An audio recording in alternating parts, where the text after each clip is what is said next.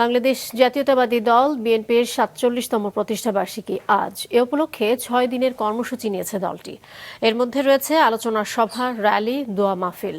প্রথম দিনে আজ সকালে দলটির প্রতিষ্ঠাতা মরহুম রাষ্ট্রপতি জিয়াউর রহমানের সমাধিতে ফুল দিয়ে শ্রদ্ধা জানান দলের মহাসচিব মির্জা ফখরুল ইসলাম আলমগীর সহ কেন্দ্রীয় এবং সর্বস্তরের নেতাকর্মী।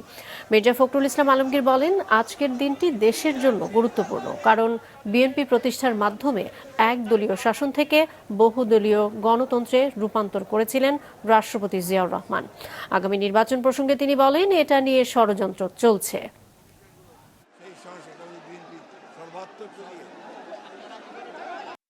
চ্যালেঞ্জ আমাদের সামনে রয়েছে, সেই চ্যালেঞ্জ হচ্ছে যে আগামী ফেব্রুয়ারি মাসে ২৬শে ফেব্রুয়ারি মাসে যে নির্বাচন অনুষ্ঠানের কথা আছে, সেই নির্বাচন অনুষ্ঠান সুষ্ঠুভাবে করা, সর্বত্র সহযোগিতা করা, সাহায্য করা।